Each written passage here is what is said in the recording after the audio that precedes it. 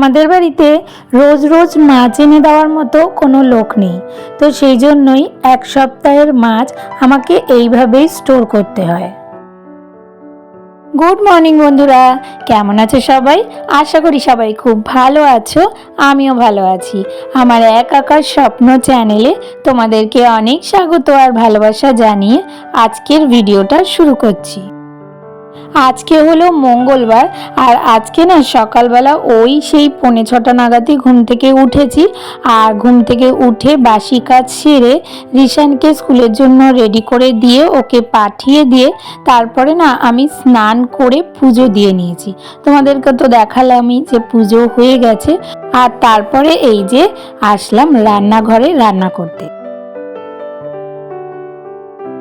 আর আজকেও না জানো তো সবজি কিছু কাটা ছিল না, তো সেই জন্য স্নান করতে যাওয়ার আগে না আমি রান্নার জন্য সমস্ত কিছু জোগাড় করে রেখে গেছি। এইদিকে শাকটা দেখতে পাচ্ছ, এটা হচ্ছে পালং শাক। পালং শাকটা না কেটে আমি নুন জলের মধ্যে ভিজিয়ে রেখে গেছিলাম, যাতে পোকা টোকা থাকলে সেগুলো যাতে বেরিয়ে যায়। আর আজকে না পালং শাকের চচ্চড়ি করব, তো সেই জন্য ওটার মধ্যে যা যা সবজি দেব সেগুলো কেটে রেখে দিয়েছি। আর তার সাথে না আজকে করব পনিরের তরকারি, তো সেই জন্য পনিরটাও কেটে রেখেছি। আর পনিরে যে আলু দেব সেটাও কেটে ধুয়ে সমস্ত কিছু রেডি করে রেখে তারপরেই আমি স্নান করতে গেছিলাম। আসলে কি বলতো, তোমাদের তো আগে বলেইছিলাম আমার ঘরে যেহেতু গোপাল ঠাকুর আছে, তো সেই জন্য না আমার একটু সকালবেলা পুজোটা দিয়ে দিলে ভালো হয়। কারণ গোপাল ঠাকুরকে ওই বেলা অবধি বসিয়ে রাখতে আমার ঠিক ভালো লাগে না। তো সেই জন্য না সকালবেলা স্নান করে পুজো দিয়ে নিতে পারলে মনে একটা আলাদা রকম শান্তি লাগে, জানো তো। কিন্তু প্রত্যেক দিন না সেটা হয়ে ওঠে না। ওই আমার মানে ঘুম থেকে ওঠার ওপর নির্ভর করে, জানো তো। যদি আমি তাড়াতাড়ি ঘুম থেকে উঠতে পারি আর রিশানকে স্কুলে পাঠানোর আগে বাসি কাজগুলো সেরে নিতে পারি, তাহলে আমি স্নানটা করে পুজোটা করে নিতে পারি। আর তার মধ্যে যদি সবজি টবজি একটু কাটা থাকে, রেডি থাকে, তাহলে হয়ে যায়।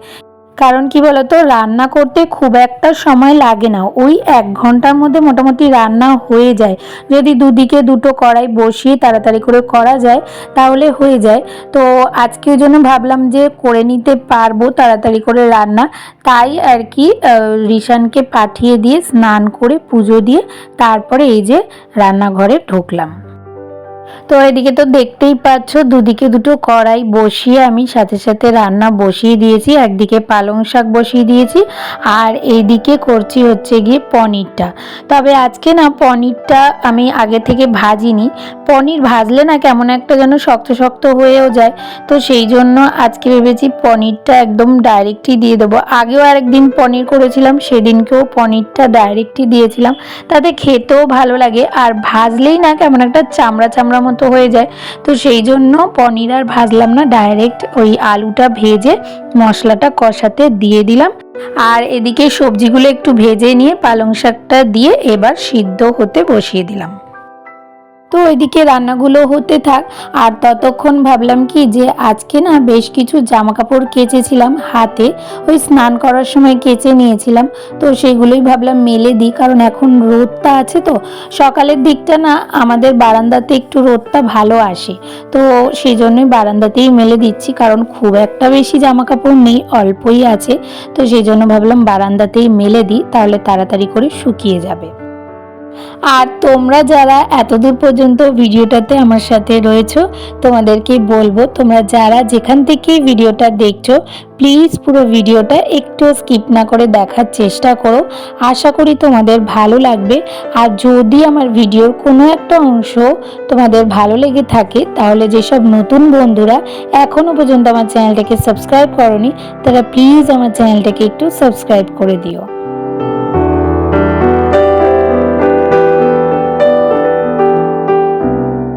তো এই যে জামা কাপড়গুলো মেলা হয়ে গেছে, তারপরে চলে আসলাম আবার রান্নাঘরে। আর রান্নাঘরের দিকে দেখো ততক্ষণে আমার পনিরের তরকারিটা কিন্তু হয়ে গেছে, আলুগুলো সিদ্ধ হয়ে গেছে।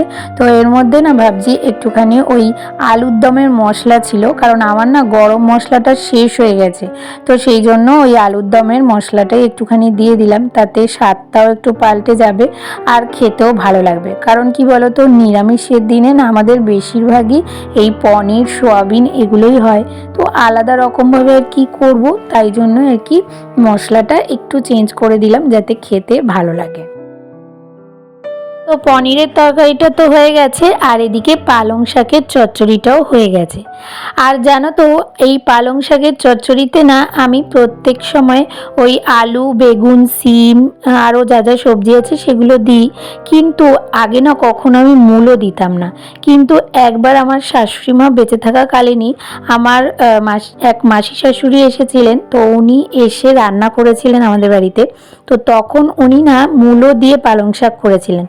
তো সেটা খেয়ে আমার এত ভালো লেগেছিল, তারপর থেকে না আমি এখন যখনই পালং শাকের চচ্চড়ি করি তার মধ্যে একটুখানি মূলো দিই। তার গন্ধটা বেশ ভালো লাগে আর খেতে খুব টেস্ট হয়। তো যাই হোক, রান্নাবান্না তো সব হয়েই গেছে। তো সিঙ্কে যে কটা বাসন ছিল সেগুলোকে মেজে নিলাম, আর তারপরে গ্যাসটা মুছে রান্নাঘরটা পরিষ্কার করে নেব। আর আরও একটা কথা তোমাদেরকে বলি, প্রত্যেক দিন ভিডিওর লাস্টের দিকে আমি এই কথাটা বলি বলে হয়তো তোমরা পুরো ভিডিওটা দেখো না, তাই হয়তো শুনতে পারো না। তো তোমরা অনেকেই আমাকে বলেছো যে আমার ভিডিওর নোটিফিকেশন তোমরা পাও না। তো আমি এই জন্যই তোমাদেরকে সবসময় বলি যে যখনই তোমরা কেউ আমার চ্যানেলটাকে সাবস্ক্রাইব করছো, তখনই ওর পাশে না একটা বেল আইকন আছে, সেই বেল আইকনটাকে প্রেস করে ওটার অপশান থাকে, ঠিক আছে? তো ওটাকে না অল করতে হবে। তোমরা যদি অল না করো তাহলে কিন্তু তোমরা আমার সব নোটিফিকেশান পাবে না। মানে আমি লাইভ করি, শর্ট ভিডিও দিই বা লং ভিডিও দিই, যাই দিই না কেন, তোমাদের সব কিছুর নোটিফিকেশান যাবে না যতক্ষণ না তুমি ওটাকে অল করবে। তুমি অল করলে, মানে অল অপশানটা ক্লিক করলে, তাহলেই তুমি আমার সব কিছুর নোটিফিকেশান পেতে পারবে। তো যাই হোক, রান্নাঘর পরিষ্কার করতে করতে এদিকে দেখতে পারলে যে রনো এসেছে, আর ও না অনেকগুলো মাছ নিয়ে এসেছে আজকে। কারণ আমাদের বাড়িতে না রোজের মাছ রোজ আনার মতো কোনো লোক নেই, আর রনোর পক্ষে রোজ দিন মাছ আনা বা মাছের বাজারে যাওয়া সম্ভব নয়। তো সেই জন্যই রনর যেদিনকে একটু সময় বেশি থাকে সেই দিনকেই ও পুরো এক সপ্তাহের মাছ আমাকে এনে দেয়, আর সেটাই আমি ধুয়ে বেছে ভালো করে নুন হলুদ মাখিয়ে ফ্রিজে স্টোর করে রেখে দিই। তো এই যে দেখো, আজকে এনেছে কই মাছ। আর কই মাছ খেতে তো ভালো লাগে, কিন্তু এর গায়ে যে একটা পিচ্ছিল মতো অংশ থাকে না, সেটা কিছুতেই পরিষ্কার করে উঠতে পারি না। অনেক রকমভাবে আমি চেষ্টা করেছি, জলে ধুলে তো যাই না, নুন দিয়ে মাখিয়ে রাখলেও যায় না। তো ওই জন্য একটা চামচ নিয়ে নিয়েছি, আর চামচটার মুখ দিয়ে না ওই পিচ্ছিল অংশটাকে কাচিয়ে ফেলে দেওয়ার চেষ্টা করছি। তো মোটামুটি কিছুটা পরিষ্কার হয়েছে। তোমাদের কাছে যদি আরও অন্য কোনো উপায় থাকে যে এটা পরিষ্কার করা যায় কিভাবে, তাহলে অবশ্যই আমাকে কমেন্ট করে জানিও, আমার খুব সুবিধা হবে, জানো তো। তো আজকে যেভাবে করলাম এভাবেও খুব একটা খারাপ হয়নি, জানো তো। ওই চামচ দিয়ে কাচিয়ে নেওয়ার পর এরকমভাবে জলে ধুয়ে নিলে দেখছি যে পিচ্ছিলটা চলে যাচ্ছে। তো এই যে দেখো, দেখতে পাচ্ছ অনেকটাই পরিষ্কার হয়েছে। তো যাই হোক, এই যে দেখো সমস্ত মাছ আমি একদম সুন্দর করে পরিষ্কার করে ধুয়ে নিয়েছি। এবার এর মধ্যে নুন হলুদ মাখিয়ে নেব। আমি জানি, জানো তো, যে প্রত্যেক দিন মাছ এনে খাওয়াটাই ভালো, মানে টাটকা মাছটা খাওয়াটাই বেশি ভালো, কিন্তু কিছু করার নেই, সময়ের অভাবে আমাকে এইভাবে করেই মাছগুলোকে স্টোর করে রাখতে হয়। তবে আমি না চেষ্টা করি প্রত্যেক সপ্তাহের মাছ সপ্তাহেই শেষ করে দেওয়ার। আর রনও তাই জন্য ওইভাবেই মাছ নিয়ে আসে যাতে এক সপ্তাহ আমাদের ঠিকঠাক মতো হয়ে যায়। তো এখানে যা যা মাছ আছে মোটামুটি এক সপ্তাহ আমার চলে যাবে, ওই রবিবারের আগে শেষ হয়ে যাবে, বা হয়তো সোমবার গেলেও যেতে পারে।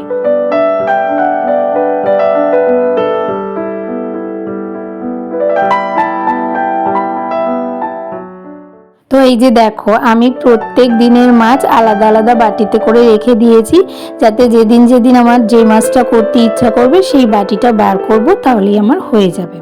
আর তারপরে এই যে এগুলোকে ডিপ ফ্রিজে ঠিক মতো গুছিয়ে রেখে দিলাম। আর আজকে মাছ আনতে দেখেই না আমি আর রিশানকে আনতে যাইনি, কারণ অতগুলো মাছ ধুয়ে বেছে রাখতে না অনেকটা সময় লাগে। তো সেই জন্য ওর দাদুকেই বলেছিলাম রিশানকে নিয়ে আসার জন্য, তো ওর দাদু নিয়ে এসেছে। আর এই যে এখন রিশানকে সকালের টিফিন দিয়ে দিচ্ছি।